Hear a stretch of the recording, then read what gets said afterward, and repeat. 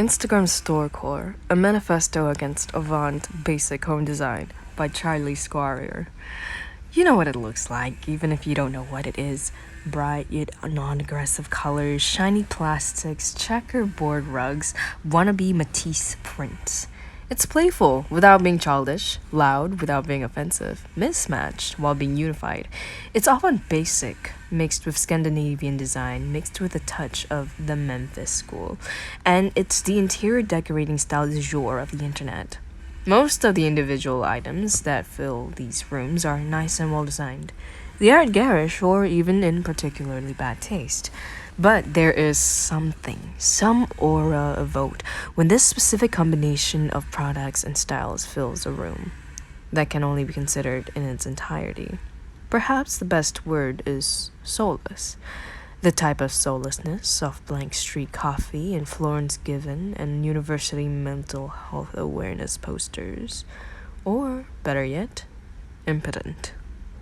If you want to decorate your space entirely with items found in the Urban Outfitters home section and your favorite influencer's Amazon storefront, so be it. No one will stop you. And you probably don't care about my opinion anyways.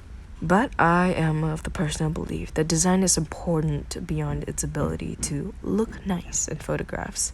And I believe that the physicality of the objects we surround ourselves with has an impact on the way our spaces, and thus ourselves, feel. At its best, the way we adorn our home is not only an aesthetic practice, but necessarily a spiritual one, and this intimacy is castrated when we fill our homes with things that are, first and foremost, commodities. A search for avant-basic decor on Pinterest yields near endless results. The image sources vary. Some are from architectural digest profiles, some are from Etsy ads. Some are the home of Pinterest users themselves. My first instinct is to notice that the advertisements are relatively indistinguishable from actual homes. But a moment of afterthought reminds me that this has always been the promise of advertising. Furniture ads look like homes you'd want to live in. Homes you'd want to live in look like furniture ads. That's not unique to this style of decorating. As I rearrange screenshots of these posts in Photoshop to fit into a single image, I'm struck by something else. Something that seems far more significant. As I scroll through a blur of baby blues and pinks, something catches my eye. Of the first dozen or so results, at least 7 feature posters for flower markets. In many ways, this is unsurprising. You'd be hard-pressed to find a time in which flowers weren't a popular design motif. They go with everything. They can be photographed or drawn or printed to fit within the aesthetic sensibilities of almost any style. They can be tiled into delicate patterns or blown up into a single 3-foot daisy. But these are not posters for flowers. Every single one of these posters is for a flower market. They are not posters that were designed to communicate the image of a flower, but rather to advertise a space in which goods are available for purchase. The poster evokes not the flower itself, but the promise of fulfillment that derives from its consumption. What could be a more apt portrait of a design style, not meant to display any certain personal taste, but simply the idea that someone has personal taste, accessed through the act of consumption alone? But simply the idea that someone has personal taste, accessed through the act of consumption alone? If one individual embodies Instagram Storecore, it would be Danny Clark. The 23-year-old Miami-based interior decorator creative director has amassed a social media following that includes over 600,000 Instagram followers, 19 million TikTok likes, and a profile in Architectural Digest. In her artist statement for a collaboration with Walmart, she writes, "My 2 favorite styles are postmodernism and the Renaissance era," which is kind of strange. Clark and I like many of the same things. Yoshitomo Nara, the designs of Jonathan Adler, vintage Formica bedroom sets. I think other aspects of her interior designs are underwhelming and uninspired. She first came to my attention when I saw a video of her flipping through A Bigger Book by David Hockney, an oversized art book with a $5,500 price tag inside her home, which she has named Miami Eclectic. You can find her living room, guest room, and bedroom, complete with the iconic and controversial spray insulation foam mirror, cataloged in the portfolio section of her website.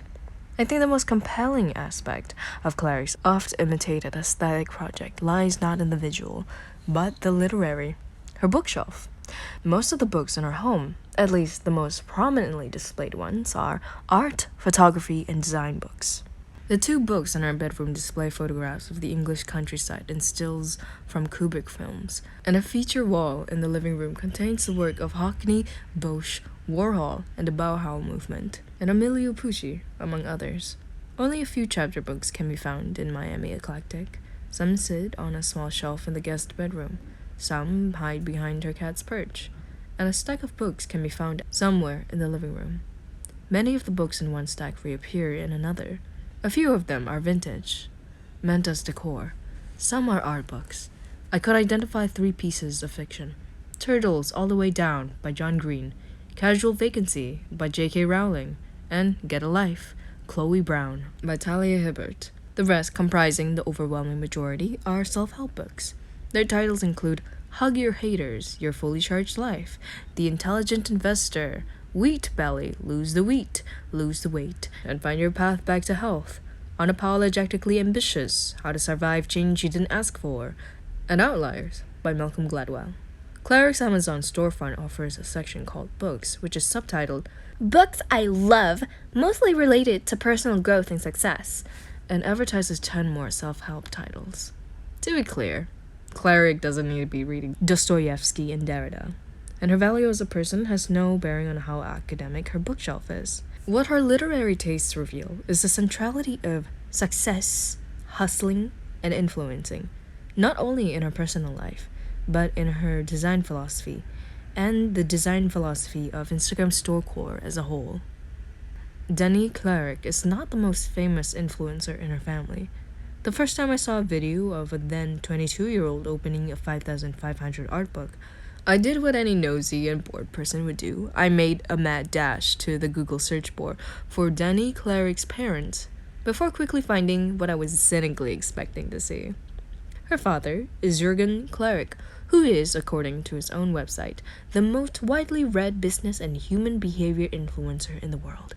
He is a platinum social media poster, public speaker, and educator. You can take his courses on real estate investment, neurosales, or starting your own multi-level marketing scheme. Dani is certainly not her father, and doesn't seem to be running any pyramid schemes of her own, but it is clear that her grindset is patrilineal.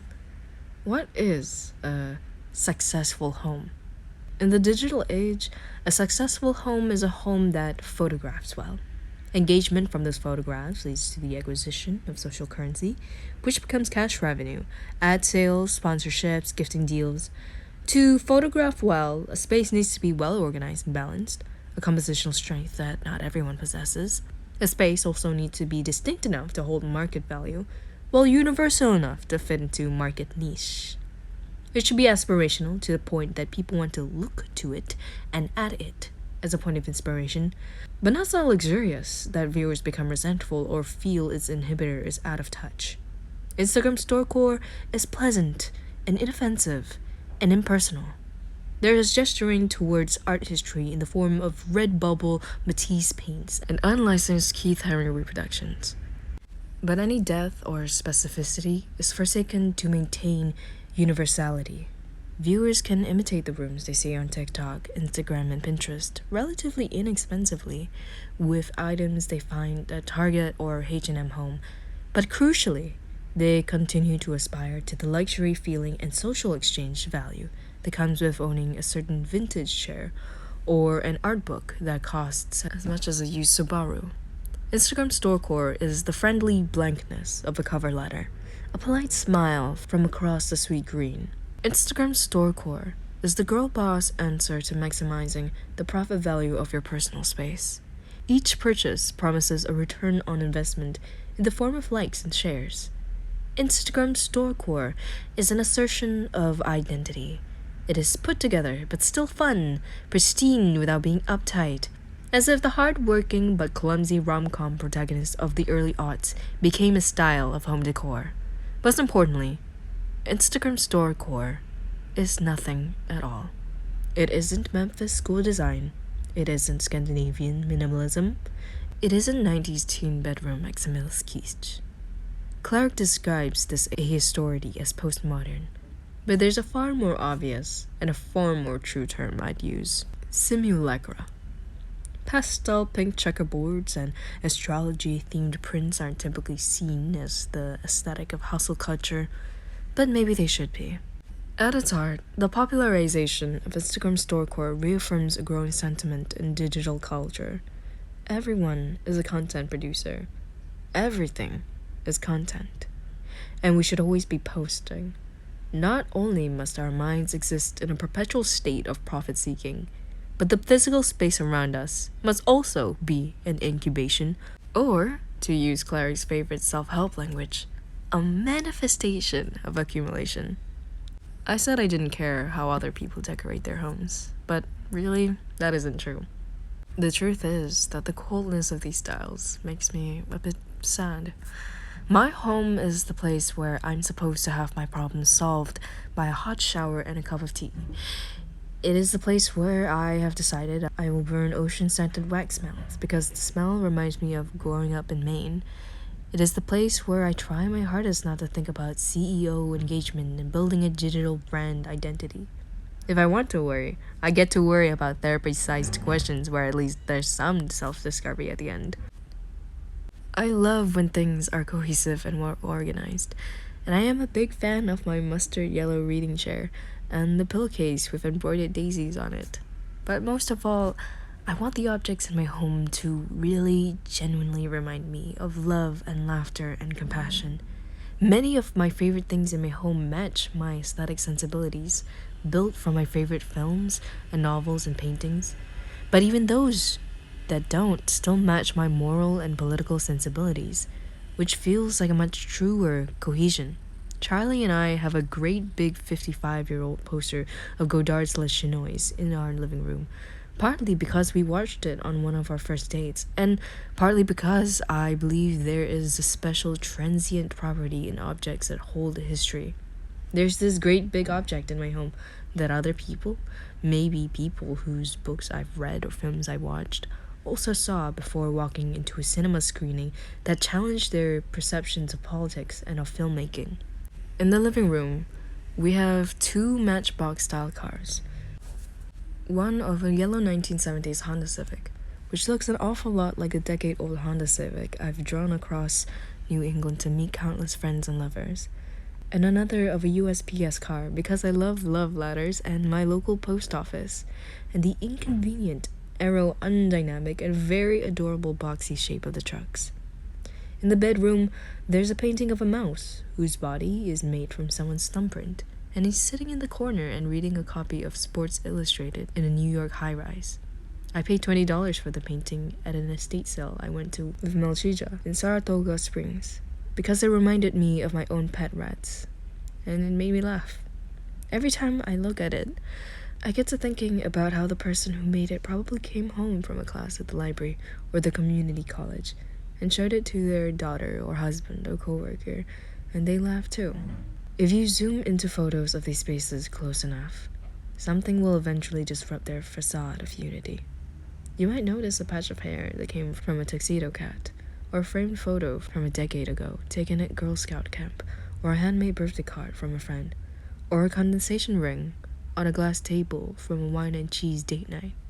It is these very expressions of character, even the ones that are entirely accidental, that turn space into home and living into life, that brings us genuine joy. These are things that should not be scrubbed away, forsaken in the name of peak Pinterest performance, but instead should overflow in our homes and hearts.